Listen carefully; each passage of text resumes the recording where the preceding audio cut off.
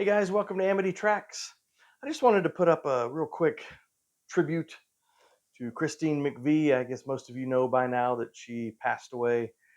I think it was today. I mean, the news broke this afternoon, so she just passed away quite suddenly, as far as the public is concerned. We didn't really know of anything wrong, and they just said it was a short illness, and then she died.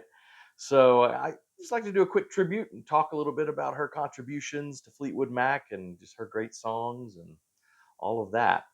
So she started off as Christine Perfect. That was her maiden name. It's a great name.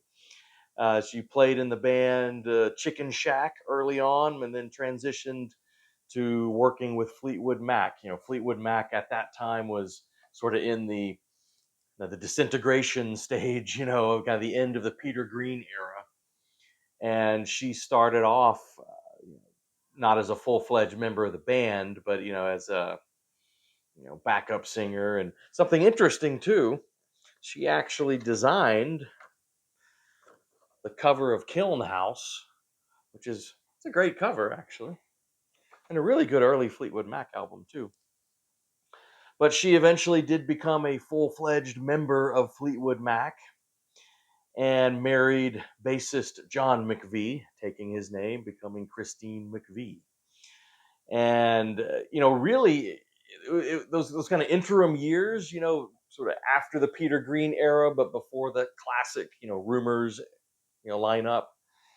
She was one of the few constants in a sort of ever fluctuating band. You look at these series of albums before kind of the classic lineup.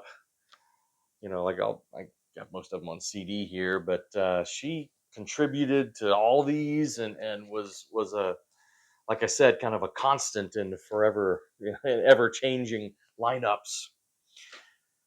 But and it really was, as everyone knows the story, the disintegration of her marriage to John McVie.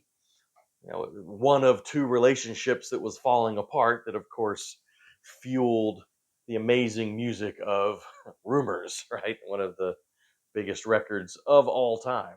And there she is, right there. So yeah, I just want to talk a little bit about her music. I think she was often in the shadows of Stevie Nicks in some ways. Um, but truth be told, Christine McVie was probably the better. Well, not probably was. I think the better musician, a better songwriter too. Overall, I think a lot of those classic songs that Stevie Nicks wrote for Fleetwood Mac needed kind of a strong assist. I think musically from Lindsey Buckingham. I, Christine McVie was more of an independent songwriter, I think, in her own right, and just wrote killer pop songs. I mean, she was a master at at writing pop, just great radio pop songs. Incredibly talented songwriter, soulful singer, great keyboard player as well. And if you just look at her contributions, I mean, start with we'll just kind of go through the classic era. I mean, just pull a few songs off of these classic albums. Oh, Over My Head, Say You Love Me from Fleetwood Mac. Don't Stop, You Make Loving Fun from Rumors. Over and Over, Think About Me from Tusk, right? Love in Store, Hold Me from Mirage. And what else we got? Oh, Everywhere, which is everywhere right now on TV. It's that car commercial that it's in. You see it all over the place, but it's a great song. But Everywhere, Little Lies from Tango in the Night. Just I mean, what do those songs have in common? They are just brilliant pop songs. She just had such a pop sense. And when Lindsey Buckingham was sort of going off doing his sort of strange sound experiments, and Stevie Nicks was doing her kind of witch stuff. I mean, it was Christine McVie's songs that were sort of grounded the band and kept them on the radio a lot of the time too. I mean, a lot of her songs were the hits, and she just had great pop sense, and I don't know. She also seemed sort of I guess, the most grounded person in the band. I mean, it just seemed that way. I mean, those other four had really strong quirks, and it just seemed like, if you needed to talk sense to someone in the band, you'd probably go to her. It just seemed, would you go talk to Mick Fleetwood or John McVie, who's probably drunk, and, or Lindsey Buckingham or Stevie. I mean, they're all kind of strange, strong characters. She always seemed the most grounded, but I mean, she had a wild streak. It's not for nothing, she dated Dennis Wilson. You got to be kind of crazy to date Dennis Wilson for a while.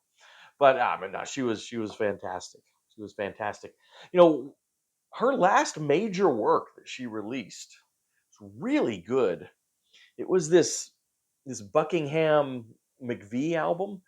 I really sort of advertised as a duet album between Lindsey Buckingham and Christine McVie. But you know, in my view, this is a Fleetwood Mac album. I mean, it's got John McVie and Mick Fleetwood as the rhythm section on a lot of stuff. I mean, Stevie Nicks is the only one not participating. I think they just should have slapped the Fleetwood Mac name on it, and it would have been huge, because there's some fantastic songs from both Buckingham and McVie on here. Just fantastic.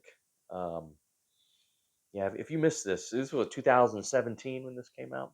Like I said, it's kind of her last major work that she released. Although she had been on tour more recently with kind of the latest version of Fleetwood Mac, which does not include Lindsey Buckingham. But anyway, that's all probably done now.